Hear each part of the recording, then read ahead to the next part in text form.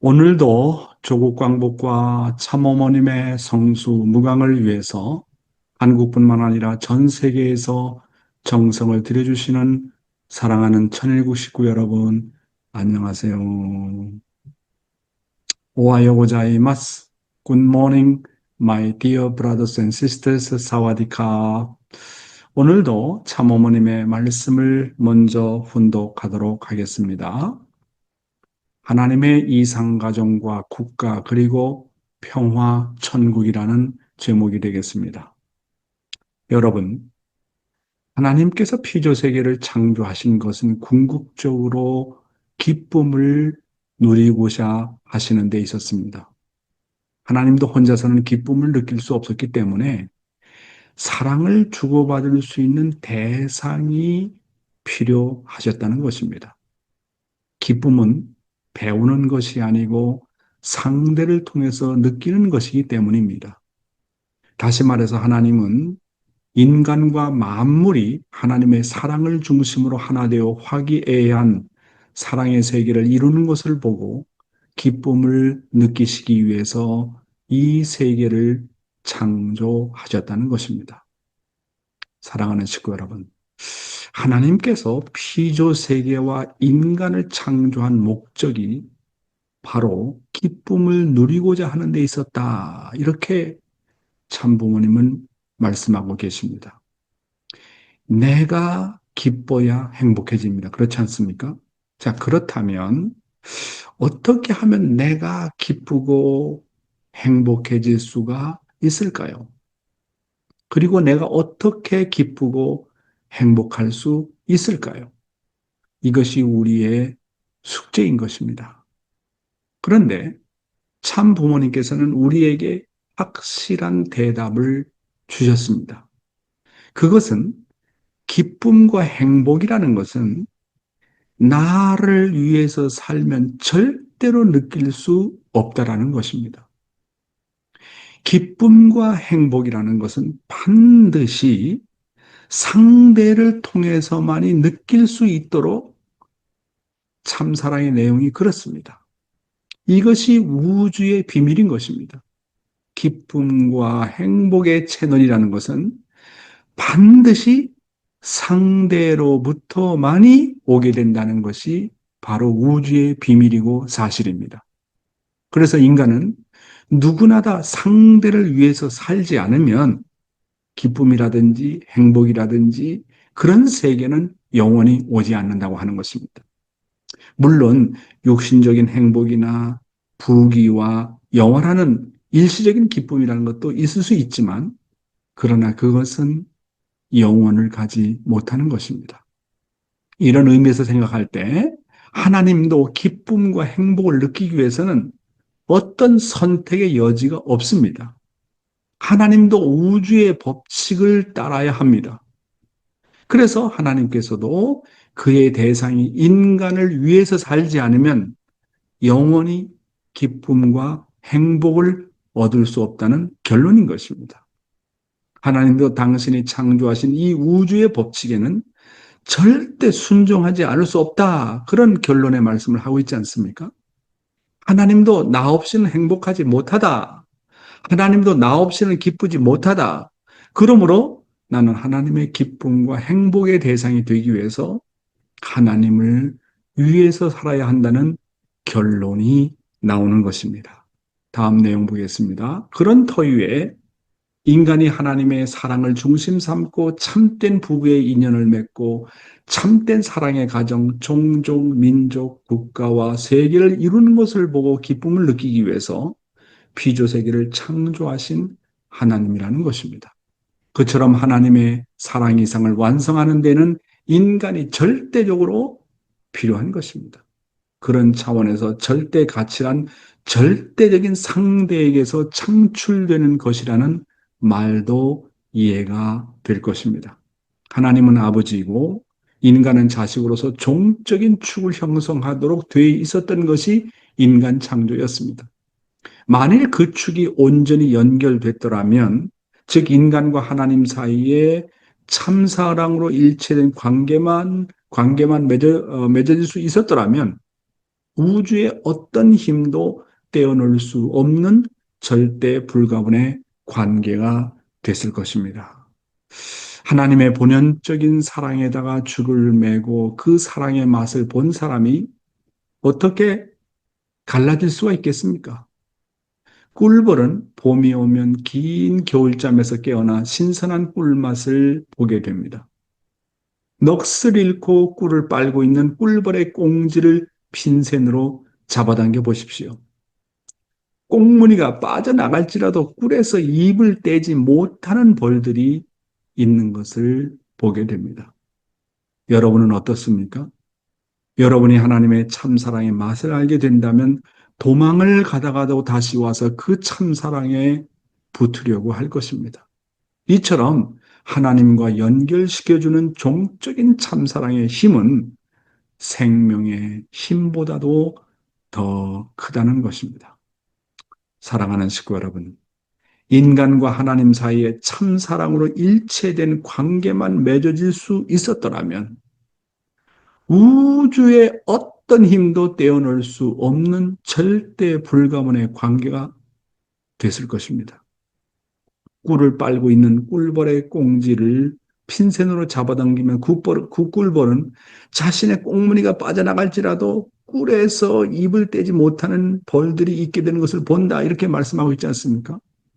그래서 참 아버님께서 말씀하시기를 참사랑의 세계는 마치 그와 같은 세계다. 이렇게 말씀하시면서 누구나 다 이런 하나님의 참사랑의 맛을 알게 되면 그 참사랑의 세계를 결코 떠날 수 없다. 이렇게 말씀을 하고 계십니다. 이처럼 하나님과 연결시켜주는 종적인 참사랑의 힘은 생명보다도 더 크다. 그렇게 말씀하고 있습니다. 그렇기에 참사랑을 경험한 사람은 어떤 힘도, 어떤 악의 세력도 다 극복할 수 있다고 하는 것입니다. 그런데 인간의 타락으로 인해서 인간은 자기중심한 생각과 주장을 가지고 살기 때문에 참사랑의 놀라운 세계를 경험할 수 없습니다. 그러므로 철두철미하게 자기를 부정하고 살아야 됩니다. 전적으로 자신을 포기하고 하나님을 중심하고 위하는 삶을 살지 않으면 이런 참사랑의 세계를 경험할 수 없다고 하는 것입니다. 여러분, 참사랑의 세계 뭐라고 그러셨습니까? 위에서 사는 세계가 바로 참사랑의 세계다. 이렇게 말씀을 하고 있지 않습니까? 그러니까 하나님도 우주도 인간도 만물도 마찬가지로 상대를 위해서 살지 않고는 기쁨을 창조할 수 없다는 거예요. 행복이라는 것을 창조할 수 없다는 것입니다. 이것은 정말 놀라운 우주의 비결이 아니겠습니까? 그러니까 독자적으로는 나 혼자로는 그런 기쁨과 행복을 창조할 수 없기 때문에 누구나 다 이 우주의 비밀인 위에서 사는 삶을 살게 되면 누구나 다 그러한 기쁨과 행복을 맛보게 되어 있다. 그런 세계가 바로 참사랑의 세계라고 참 아버님께서는 말씀을 하시고 계십니다. 예, 생활 원리에 들어가 보겠습니다. 생활 원리. 오늘 타락론 가운데서 영적 타락과 육적 타락에 대해서 알아보는 시간을 가져보도록 하겠습니다. 먼저 원리의 본문의 내용을 보도록 하겠습니다. 하나님은 영적인 부분과 육적인 부분으로서 인간을 창조하셨기 때문에 타락에 있어서도 영육 양면의 타락이 성립된 것입니다. 천사와 해와의 혈연 관계에 의한 타락이 영적 타락이고 해와와 아담과의 혈연 관계에 의한 타락이 육적 타락인 것입니다. 네.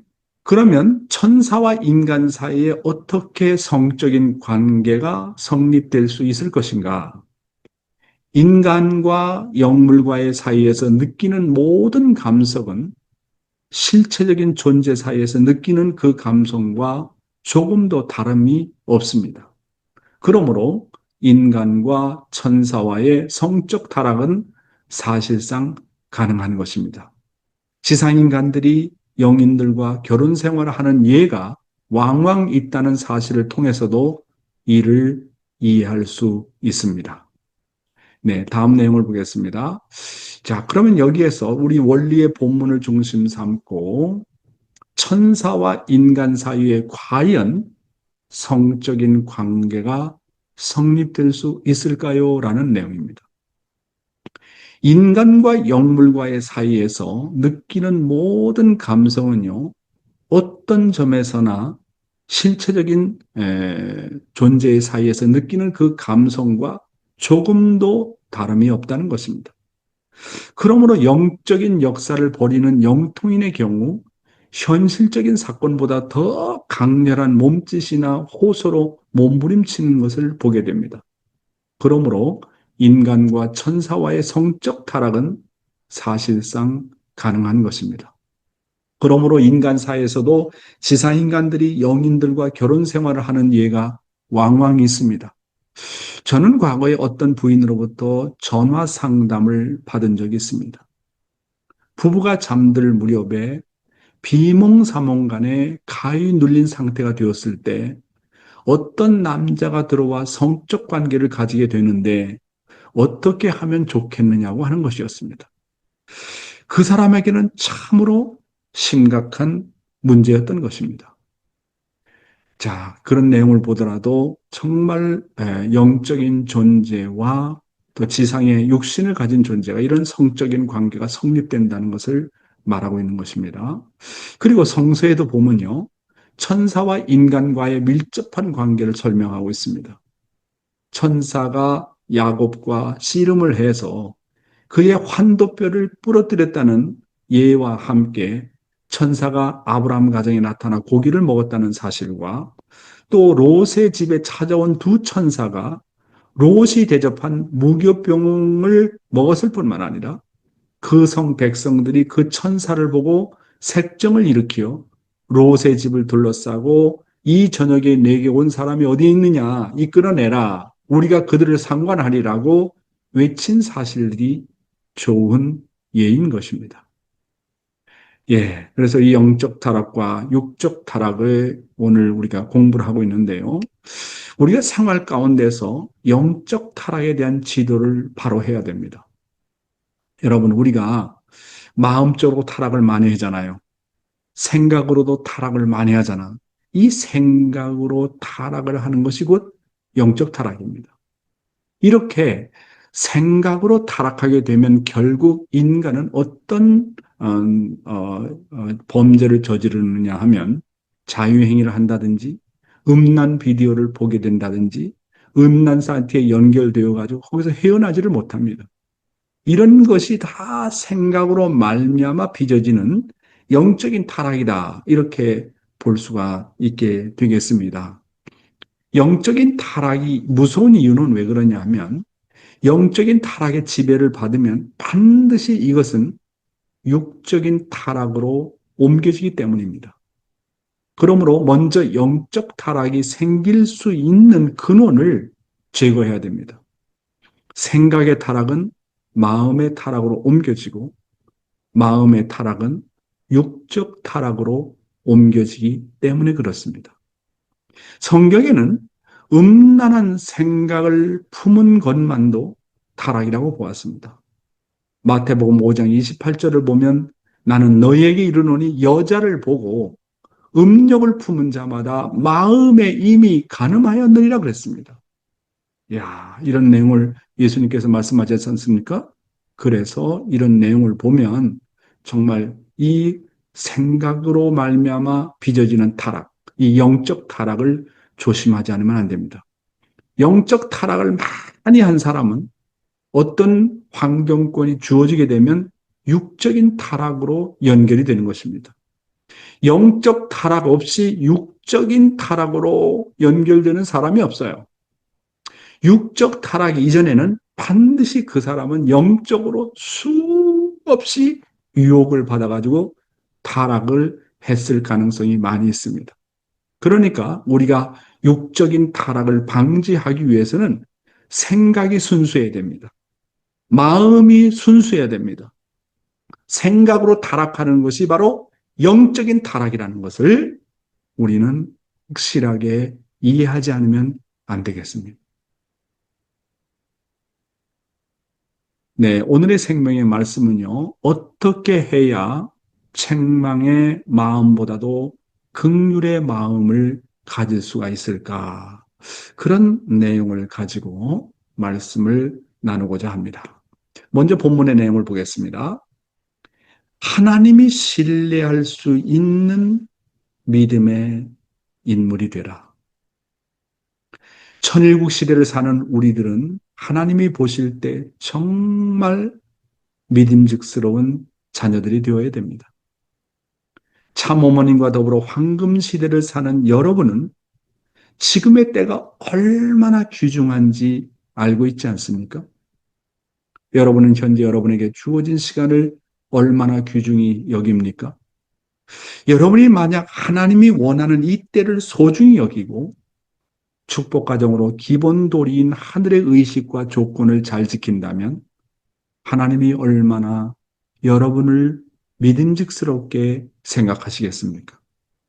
만약 그렇게 믿음직스러운 여러분이 된다면 하나님은 여러분의 잘못된 과거를 다 잊으실 것입니다. 이것은 인간 사회에서도 마찬가지입니다. 만약 어떤 자식이 늘 부모에게 걱정을 끼치다가 어떤 것을 계기로 회개하고 선악을 제대로 구별하고 부모가 원하는 대로 충성을 다하고 순종한다면 다시 믿음을 갖고 기대를 하게 될 것입니다. 사랑하는 식구 여러분, 하나님은요, 비록 인간이 타락해서 모든 악한 일을 저지르는 사탄의 자녀가 되었다고 하더라도 언젠가 모든 인간은 하나님 앞으로 돌아와서 하나님의 자녀가 된다는 그런 절대 신앙을 가지고 있는 분이 누구냐면 하나님이십니다. 하나님은 인간의 본심이 있는 한, 인간의 양심이 있는 한 언젠가는 하나님의 아들, 딸이 된다고 하는 절대 신앙을 갖고 계세요. 만약에 하나님께서 그런 절대 신앙을 가지고 있지 않다고 한다면 인간의 복귀 섭리는 불가능한 것입니다. 하나님이 인간을 놓고 소망을 가지고 비전을 가지고 복귀하시고자 하는 이유는 인간에게는 양심이라는 것이 있다는 겁니다. 인간에게는 본심이라는 것이 있다는 거예요. 그래서 인간의 본심과 양심이 존재하는 한 그 본심과 양심은 언제나 선을 지향하고 하나님을 지향하고 있기 때문에 언젠가는 하나님 앞으로 돌아온다고 하는 그런 절대 신앙을 가지고 계신 분이 바로 하나님이다. 이렇게 말씀을 드릴 수가 있겠습니다. 만약 하나님께서 타락한 인간에 대한 그런 기대감과 소망이 없다. 그러면 인간 복귀는 불가능해요. 참부모님께서 말씀하시기를 하나님이 직접 치리할 수 있는 하나의 국가만 찾아 세워진다면, 하나의 천일국만 찾아 세운다면 그 기준 위에 모든 인류의 죄를 한순간에 다 용서해버릴 수 있다. 아버님 그렇게 말씀하셨어요. 따라서 한 나라를 찾는 것이 이렇게 소중하다 그런 말씀하셨습니다. 그러므로 천일국 시대를 사는 우리들은 하나님이 바라보실 때 정말로 믿음직스러운 자녀들이 되어야 됩니다. 그래서 참 어머님과 더불어 황금 시대를 사는 우리들이 실체적인 천일국을 찾아 세우기만 하면 하나님은 우리의 잘못된 과거와 조상들의 모든 죄를 일시에 다 잊으실 수 있고 용서하실 수 있다고 하는 것입니다. 그런 기대를 찾아 세우지 않으면 안 된다는 말씀이죠. 그리고 모든 만민의 죄를 일시에 다 용서할 수 있다는 것입니다. 그러려면 하나의 나라, 하나님의 나라를 실체적으로 찾아 세워야 됩니다. 하나님의 한 나라가 실질적으로 찾아 세워지기만 하면 주위의 사탄 주관권의 나라는 도미노처럼 일시에 무너져 버린다는 것이 아버님 말씀 아닙니까? 그러므로 우리는 하늘이 신뢰할 수 있는 믿음의 인물이 되어야 되고 나라를 찾아 세우는 실적을 가져와야 됩니다. 우리가 하나님과 참부모님의 뜻을 알고도 우리끼리 서로 불신하고 하나가 되지 못한다면 우리는 결국 불쌍한 사람이 되고 마는 것입니다. 우리가 뜻을 안 뒤로 하나님이 우리가 달라질 것을 기대하시는데 아직도 우리가 타락성에 의해서 지배를 받는다면 하나님이 우리를 놓고 얼마나 서러워 하시겠습니까? 다음 내용입니다. 어떻게 해야 책망의 마음보다 긍휼의 마음을 가질 수 있을까? 우리는 하늘이 신뢰할 수 있는 믿음의 인물이 되어야 됩니다. 우리가 하나님과 참부모님의 뜻을 알고도 우리끼리 서로 불신하고 하나가 되지 못한다면 우리는 결국 불쌍한 사람들이 되고 맙니다. 우리가 뜻을 안 뒤로 하나님이 우리가 달라질 것을 기대하시고 있는데 아직도 우리가 타락성에 의해서 지배를 받는다면 하나님이 우리를 얼마나 서러워하시겠습니까? 어떻게 하면 우리가 사람을 대할 때 늘 책망할 수밖에 없는 환경에서 긍휼의 마음, 불쌍한 마음을 가질 수가 있겠습니까? 먼저 각 개인의 조상들의 백그라운드를 이해해야 됩니다. 어떤 사람은 제일 많은 조상의 후손으로 태어나서 그 어느 누구도 이해할 수 없는 무거운 십자가를 지고 탕감을 치르고 있는 사람들이 있다고 하는 것입니다. 어떤 사람은 나쁜 조상들의 영향으로 본의 아니게 반발하고 죄를 짓고 자기 중심의 한 행동을 하게 되는 것입니다. 여러분, 한 어머니 뱃속에서 태어난 자식들도 그 배우의 조상의 백그라운드와 그들 각자가 치러야 될 십자가와 탕감 노정이 다 다르다고 하는 것입니다. 이런 배경을 모르고 그들의 잘못과 죄를 탓하기만 한다면 그 어느 누구도 복귀할 수는 없는 것입니다. 그래서 우리는 우리 자식들이 부모의 소원에 따라 움직여주지 않고 불효의 길을 갈 때 탄식을 합니다. 어떨 때는 자식들이 반항하고 자기들이 원하는 자기들이 원하는 대로 고집하는 것을 보고 부모의 눈에서 눈물이 나올 때가 있습니다. 교회에서는 교인들이 목회자와 하나가 되지 않고 자기 주장을 하는 교인들을 보면 책망과 심판이 앞서기 쉽습니다. 이런 결과를 지켜보면서 여러분은 부모로서 자기 자식을 놓고 그리고 여러분은 교회 지도자로서 식구 한 사람 한 사람을 놓고 그들을 심판하기에 앞서서 얼마나 그들을 놓고 울어보았느냐고 하는 것입니다. 이것을 우리는 반성해야 하는 것입니다. 예, 지금까지 말씀한 내용을 다시 한번 정리를 해보고 결론을 짓겠습니다. 어떻게 해야 책망의 마음보다도 긍휼의 마음을 가질 수가 있을까? 제일 먼저 각 개인의 조상들의 백그라운드를 이해하라 하는 것입니다. 각 조상들의 백그라운드가 다 다르다는 거예요. 어떤 사람은 제일 많은 조상의 후손으로 태어나서 그 어느 누구도 이해할 수 없는 무거운 십자가를 지고 탕감을 치르고 있는 사람들이 있다고 하는 것입니다. 어떤 사람은 나쁜 조상들의 영향으로 본의 아니게 사람만 보면 반발하고 죄를 짓게 되고 자기 중심한 행동을 하게 되는데 이거는 그 사람이 나빠서 그런 것이 아니라 알고 보니까 배우의 조상의 백그라운드가 그렇다는 거예요. 죄를 많이 저지른 후손이라는 거예요. 여러분, 한 어머니 뱃속에서 태어난 자식들도 그 배우의 조상의 백그라운드와 그들 각자가 치러야 될 십자가와 탕감 노정이 다 다르다는 거예요. 여러분, 우리가 성경 가운데 이삭의 부인 리브가 있잖아요. 아브라함과 아브라함과 사라. 얼마나 서로 사랑했습니까?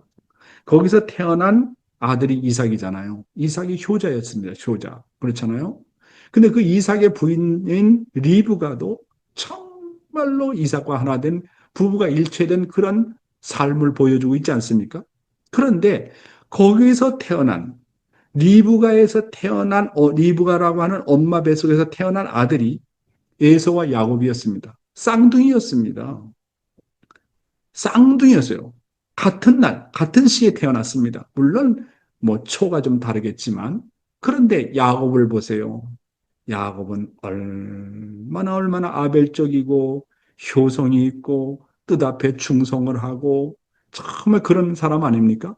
그런데 똑같은 엄마 뱃속에서 태어난 에서라고 하는 형은 거칠고 사납고 좀 악하고 그렇지 않습니까? 왜 그래요? 왜? 똑같은 엄마 뱃속에서 태어난 야곱과 예서를 보세요. 야곱은 역사적으로 아벨을 대표하고 에서는 역사적으로 가인을 대표합니다. 그래서 두 나라가 엄마 뱃속에 있다고 그랬지 않았습니까? 에서와 야곱을 보더라도 그렇습니다. 그렇게 훌륭한 엄마 뱃속에서 태어난 에서와 야곱도 백그라운드가 다 달랐다. 어머님 한 뱃속에 태어난 자식도 이렇게 다르다고 하는 것입니다.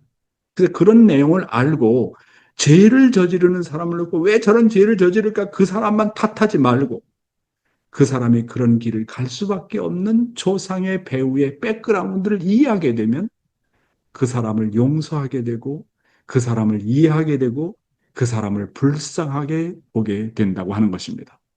그 다음에 각 사람의 조상들과 자라난 배경을 모르고 그들의 잘못과 죄를 탓하기만 한다면 어느 누구도 복귀할 수 없어요.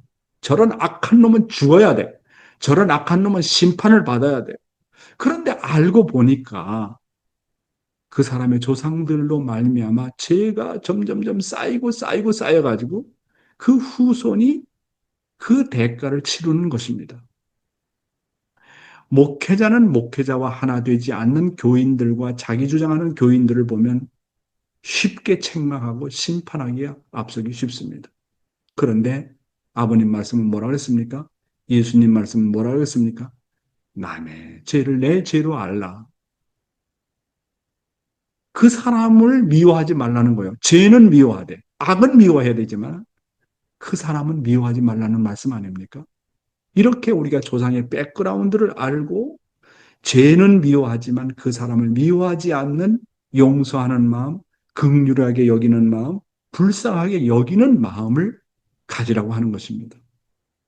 여러분은 부모로서 자기 자식을 놓고 그리고 여러분의 교회의 지도자로서 식구 한 사람 한 사람을 놓고 그들을 심판하기에 앞서서 그 사람을 놓고 얼마나 울어보았느냐고 하는 것입니다. 여러분, 사실 우리는 타락한 후손이지만 우리가 직접 죄를 저지른 건 아니잖아요. 아담과 해와가 죄를 저질러가지고 우리가 이렇게 됐잖아요. 그러니까 하나님도 어떻게 보면 아담, 해와의 후손을 놓고 용서할 수밖에 없어요. 조상들로 말미암아 아담과 해와로 말미암아 그런 결과를 가져왔기 때문에. 그러나 하늘은 어떤 자식을 보기를 원하느냐 하면 아담이 잘못한 것도 내가 잘못한 것이고 내가 다 책임져 가지고 완성해 가지고 불쌍한 하나님을 해방하겠다. 그런 아들이 나타나기를 바라시는 것입니다. 그런 딸이 나타나기를 바라시는 것입니다. 그래서 우리가 어떤 사람을 놓고 왜 긍휼을 베풀어야 되는지, 왜 그 사람을 용서해야 되는지, 그 사람이 자라나온 백그라운드를 알고 그 사람의 아버지는 어떤 사람이었고 그 사람의 어머니는 어떤 사람이었고 얼마나 어려운 환경에서 자랐고 조상의 백그라운드는 어땠는지 그런 내용을 구체적으로 알게 되면 다 용서하게 된다는 겁니다. 나도 저런 환경에서 자랐고 저런 부모 밑에서 자랐으면 저럴 수밖에 없었다라고 이해를 하면서 사랑할 수 있게 된다고 하는 것입니다. 오늘은 어떻게 해야 책망의 마음보다도 긍휼의 마음을 가질 수 있을까라는 제목을 가지고 말씀을 드렸습니다. 대단히 감사합니다.